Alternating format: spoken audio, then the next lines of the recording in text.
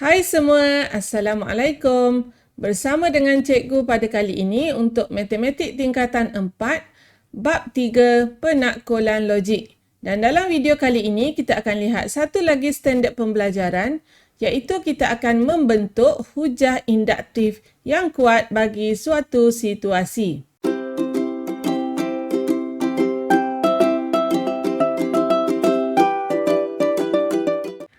Bagaimana kita boleh membentuk hujah induktif yang kuat? Penakkulan induktif boleh dijalankan mengikut langkah-langkah yang berikut. Yang pertama, kita akan diberi beberapa contoh ataupun situasi yang khusus. Kita perlu meneliti contoh dan situasi yang diberi. Seterusnya, kita akan perhatikan ciri yang sepunya yang ada pada situasi tersebut dan barulah kita boleh membuat satu kesimpulan umum. Untuk lebih faham, kita lihat satu contoh melibatkan bagaimana kita boleh membuat satu kesimpulan induktif yang kuat apabila diberi pola nombor. Okey, contoh yang pertama.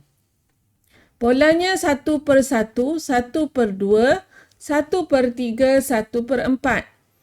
Okey, diberi 1/1 ialah 1 kuasa negatif 1, 1/2, 2 kuasa negatif 1, 1/3, 3 kuasa negatif 1 dan 1/4, 4 kuasa negatif 1.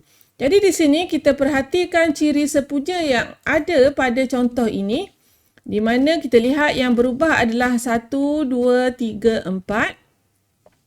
Yang sepunya adalah indeksnya, iaitu kuasa. Jadi yang berubah ni, berubah secara naik satu. Jadi kita akan gantikan yang berubah ni dengan satu huruf N. Okey, kuasa negatif 1 adalah yang sepunya. Jadi N kuasa negatif 1 dan kita perlu nyatakan N bermula dengan apa? N bermula dengan 1. Okey, N 1, 2, 3, 4 dan seterusnya. Okey. Kita lihat pula contoh yang kedua. Okey, contoh pola nombor yang kedua. 1, 3, 5, 7. Dan diberi 1 ialah 2 darab sifar tambah 1. 3, 2 darab 1 tambah 1. 5, 2 darab 2 tambah 1. Dan 7, 2 darab 3 tambah 1. Okey, kita perhatikan di sini ciri sepunyanya adalah 2 tambah 1. Dan yang ni adalah yang berubah. Sifar, 1, 2, 3. Jadi di sini, kita akan ambil yang sepunya. Okey, 2. Yang berubah secara menaik satu-satu ni, kita akan ganti dengan N. Okey, 2N tambah 1. Okey, N ni yang berubah. Dan kita perlu nyatakan N bermula dengan sifar. Okey, N sifar 1, 2, 3, titik. Okey, maksudnya dan seterusnya. Okey, boleh? Kamu perlu perhatikan ciri sepunya dan barulah kita boleh membuat satu kesimpulan umum. Seterusnya, kita akan lihat praktis kendiri 3.2i. Bentuk satu kesimpulan induktif yang kuat bagi setiap pola nombor yang berikut. Okey, soalan 1. Polanya 1/3, 1/6, 1/9, 1/12. Okey, dan diberi, ni adalah situasinya. Okey, situasi yang mewakili pola tersebut. Kita lihat apakah ciri sepunya yang ada. Okey, jadi kita lihat di sini. Ciri sepunya, bila kita bandingkan yang sepunya adalah 3. Okey, kurungan dan kuasa negatif 1. Jadi yang berubah ni, yang cikgu tanda bulat ni, kita akan gantikan dengan N. Okey, kita tulis dahulu. 3 darab N kuasa negatif 1. Dan di sini 3 darab N kita boleh permudahkan menjadi 3N.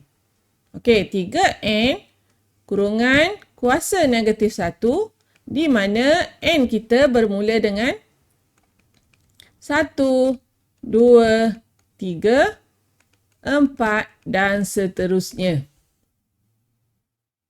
Okey? Okey, kita lihat pula soalan nombor 2.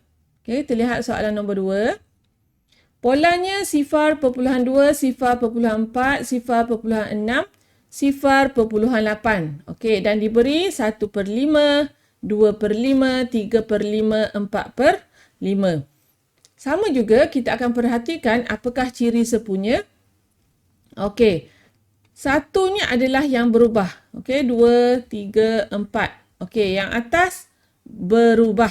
Dan yang bawah ni sentiasa sama. Maksudnya yang ni adalah yang sepunya. Jadi yang atas yang berubah 1, 2, 3, 4 kita akan gantikan dengan N. N/5. Okey, N yang berubah. N/5 dan kita perlu nyatakan N adalah bermula dengan 1, 2, 3, 4 dan seterusnya. Okey, boleh faham? Seterusnya kita lihat soalan yang ketiga. Pola 0, 3, 18, 57. Jadi 0 sama dengan 2 darab 0. 3 sama dengan 2 darab 1 tambah 1. 18 sama dengan 2 darab 8 tambah 2. 57 sama dengan 2 darab 27 tambah 3. Jadi yang ni kita perlu perhatikan ciri sepunya dahulu. Yang ni 2 darab 0. Okey, yang ni tak ada tambah. Jadi kamu pastikan supaya dia seragam. Jadi kita tambah dengan 0. Tambah 1, tambah 2, tambah 3. Okey, di sini kita boleh lihat yang ni adalah berubah. Okey, yang berubah. Yang ni adalah ciri sepunya. Tetapi yang dalam kurungan ni kamu lihat dia bukan bertambah satu-satu seperti yang ini. Jadi kita tak boleh ganti dengan N di sini. Kita perlu fikirkan apakah kaitan di antara 0, 1, 8, 27. Okey.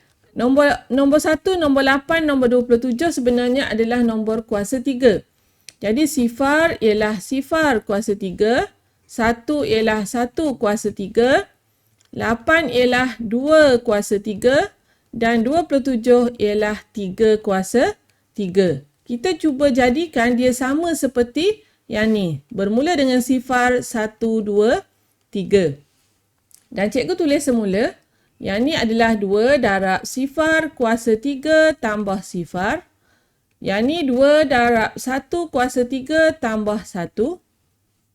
Okey. 2 darab 2 kuasa 3 tambah 2. Dan yang ni akan jadi 2 darab 2 kuasa 2. Bukan 2. Yang ni dia akan jadi 3 kuasa 3 tambah 3. Jadi yang ni kita dapat perhatikan ciri sepunya di sini. Okey, kita dapat lihat ciri sepunya di sini. Yang ni sepunya yang tambah ni. Yang ni adalah yang berubah secara seragam. Okey, naik secara seragam. Jadi kita boleh gantikan 2. Okey, 0, 1, 2, 3. Okey, tempat 0, 1, 2, 3 ni kita akan ganti dengan N. Jadi 2N kuasa 3. Okey, atau kamu nak buat kurungan dahulu pun tak apa. 2N kuasa 3 tambah N. Jadi 2N kuasa 3 tambah N. Okey, kita nyatakan N-nya bermula dengan 0, 1, 2, 3 dan seterusnya. Okey, boleh? Dan kita lihat pula soalan yang keempat. Polanya ialah 19, 16, 4, negatif 44. Okey, di sini kita lihat apa yang sepunya. 20, okey, sama. 4 sama. Okey, semuanya tolak. Dan yang berubah adalah indeksnya. Okey, kuasanya.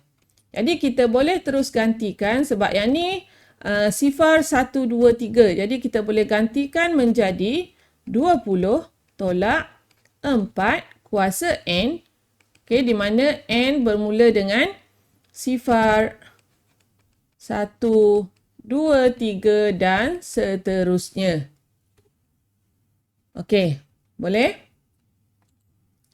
Jadi cikgu harap kamu boleh faham tentang bagaimana cara untuk kita membina hujah induktif yang kuat, di mana kamu perlu perhatikan ciri sepunya yang ada pada contoh ataupun situasi yang diberi, dan seterusnya barulah kita membuat satu kesimpulan umum berdasarkan ciri sepunya yang ada pada contoh dan situasi yang diberi. Okey, seperti biasa, sekiranya ada apa-apa persoalan, bolehlah ditulis di ruangan komen.